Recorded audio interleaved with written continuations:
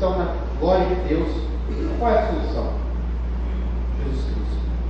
Deus proveu uma solução perfeita para o pecado, pelo seu Filho, que Ele enviou sem pecado, a semelhança da carne pecaminosa, para que, com um sacrifício pelo pecado, Ele condenasse o pecado da carne. Romanos 8,3, Cristo a solução. E por isso, a única solução para mim, para você, para todas as crianças, todos que pecaram, é o Evangelho de Jesus Cristo.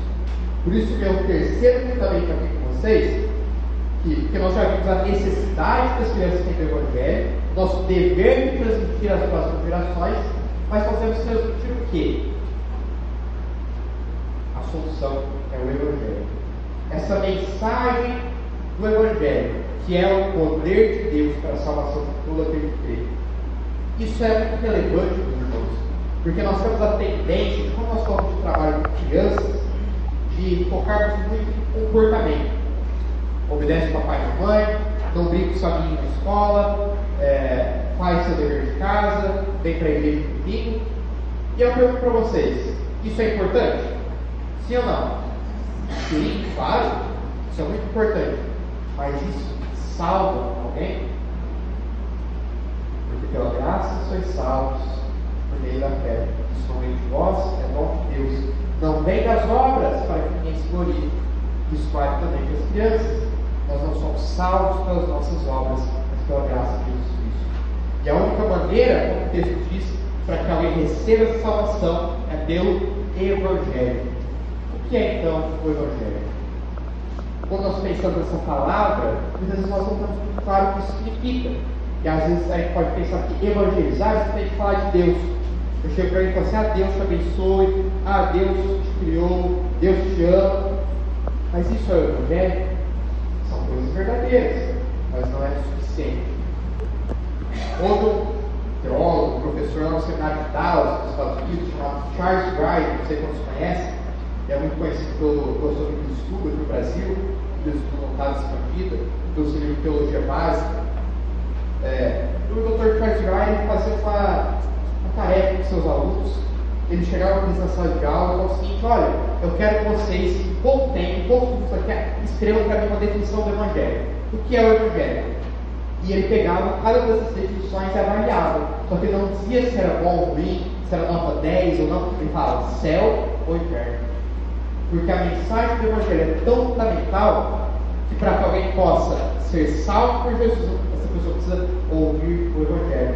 Lembra lá de Efésios 13? Quando ouvistes a palavra da verdade, o Evangelho da vossa salvação, e tem Deus também que foi selado com o Espírito Santo. O que é então o Evangelho? Essa mensagem que nós devemos anunciar a toda criatura e, mais precisamente no nosso caso, às crianças. Paulo resume o Evangelho em 1 Coríntios 15, 3 e 4, dizendo que, antes de tudo, os entreguei e também recebi. Cristo morreu pelos nossos pecados, segundo as Escrituras, que foi sepultado e ressuscitou o terceiro dia, segundo as Escrituras. A mensagem do Evangelho, ela diz respeito a quem é Jesus e o que Ele fez por nós.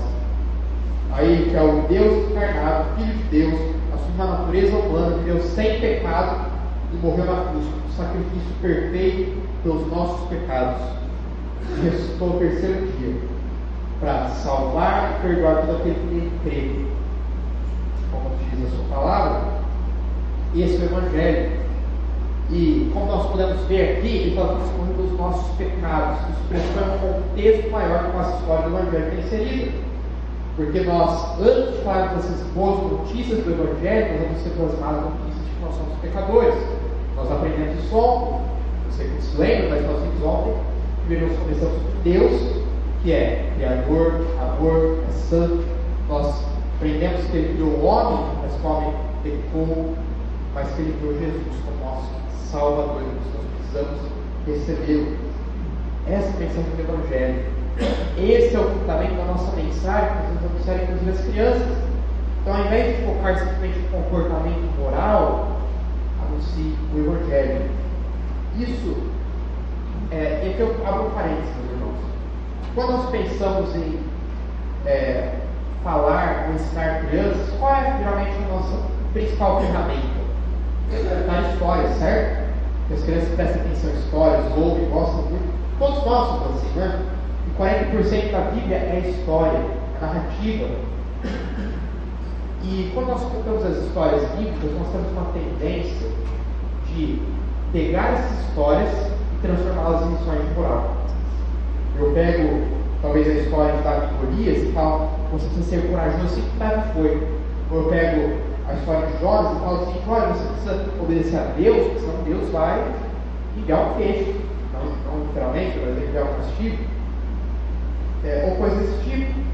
Mas nós nos esquecemos que, acima de tudo, todas as histórias da Bíblia, elas apontam para quem Deus é e encontram o seu fim, o seu propósito em Jesus.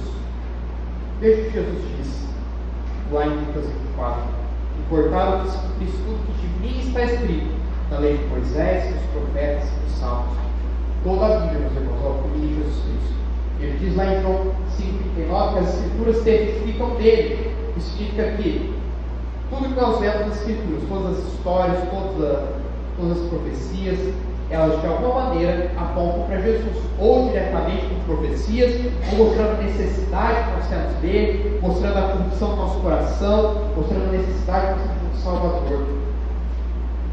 Tudo isso aponta para a necessidade de Jesus.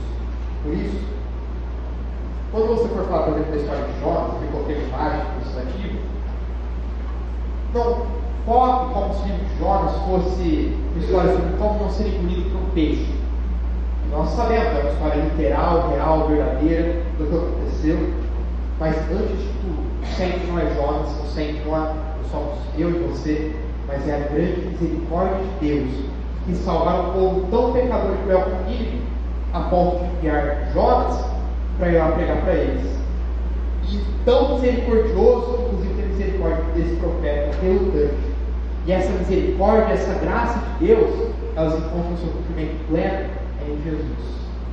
Que assim como Jonas ficou 3 dias e 3 noites no ventre da baleia, do peixe, assim também o Filho do Homem ficou 3 dias e 3 noites no coração da terra.